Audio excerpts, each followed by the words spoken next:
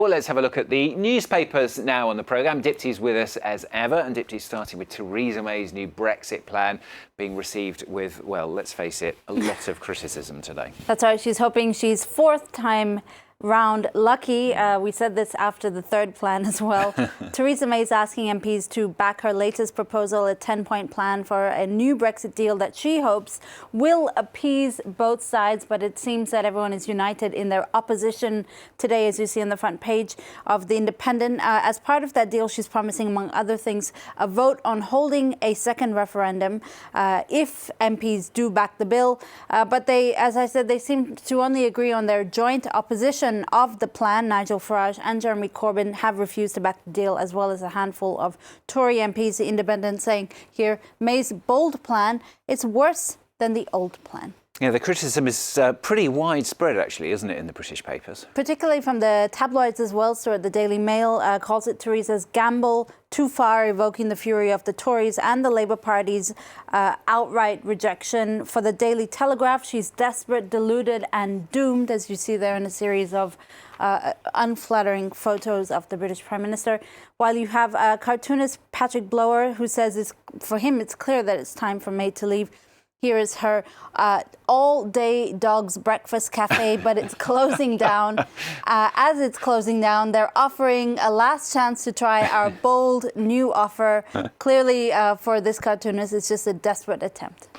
Quite a lot of fun. Let's turn our attention now to the European elections that begin on Thursday. I'm sure Theresa May's thinking about those as well. Immigration set to be a real key electoral issue, at least here in France. That's right. Immigration and border protection are set to be divisive topics in these European elections that begin Thursday here in France. Emmanuel Macron talked about this as early as March, when he published a letter to EU citizens advocating, among other things, excluding from the free circulation Schengen spaces the countries that don't adhere to Europe's common asylum policy. But even that idea is controversial. For instance, Le Figaro, the conservative paper here in France, does not agree with that idea, with that proposal. The Conservative Daily speaking today of, quote, a slow poison of Europe, that is the migrant crisis, saying that the continent has its back against a wall after neglecting the consequences of the migrant crisis for too many years.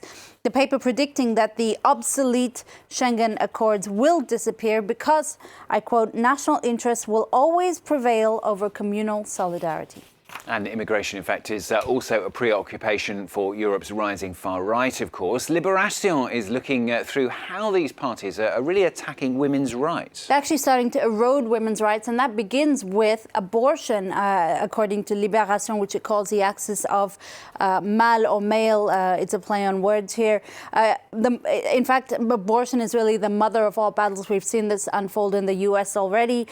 In Italy, for instance, the city of Verona financed an anti-abortion summit back in March, reuniting religious extremists and far-right supporters. The Hungarian capital of Budapest held a pro-life summit encouraging people to have children, while Poland's far-right tried initially unsuccessfully to outlaw abortion, but it has made, for instance, the morning after pill a prescription-only pill. For Libération, all of this is really playing into certain far-right propaganda, the idea that foreigners coming to Europe will dilute the genetics of Europeans. Really interesting thing from article from Libération today.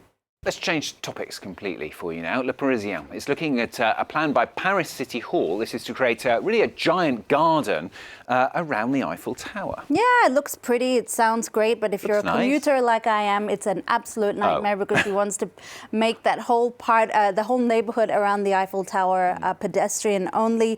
Mayor Anne Hidalgo presented this incredible project that would see the entire neighborhood of the Eiffel Tower become pedestrian only. It's part of course, an aggressive anti-car operation that she's been launching pretty much since she came into the post of mayor. She's hoping the garden will be done in time for the Olympics in Paris in 2024. The park, in a sense, would link Trocadero, the square above the Eiffel Tower, right down to the monument itself. Those who don't drive would certainly be happy, but for many car commuters like myself, it just means I'm on the other side. It looks nice to me. It does look nice. It does look nice, and it is great for in terms of urban environment, politics, and so forth. But it does mean it's a nightmare to drive around in Paris. And in fact, the cartoonist for Le Parisien says it might actually be better just swapping out your car for a lawnmower. It might actually be easier just to get around Paris that way. I might look into that. Exactly. They won't have to employ anyone to do it either. Finally, from Dipty, the man who invented, this is a matter dear to my heart, the man who invented the blow dry, I do one all the time, has died. That's right. Patrick Ellis, the alas little-known Frenchman who brought us the blow dry, a chance for curly-haired people like me to have dead straight hair as long as it doesn't rain or become too humid. The Huffington Post tells us that he died at the age of 88. He styled some of the world's most beautiful women, from Catherine Deneuve to Jackie Kennedy. But on that note, let's bring you some fashion-forward news, Stuart. Our nostalgia for the 1980s and 1990s continues to permeate fashion these days, if you'll allow the pun.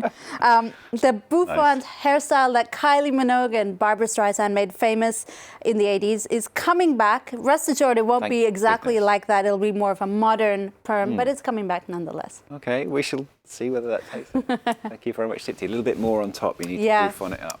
That's right. Yeah, do it for the next bulletin. Dipty Laurent on France 24. Next half hour, in today's focus, in the run-up to the European elections today, we're going to be looking at the chances for young people to find a job. And now in Italy, people are often forced to keep living with their parents into their 30s, whilst in Austria and Poland, young people offered a string of opportunities to stay. That's in the next half hour.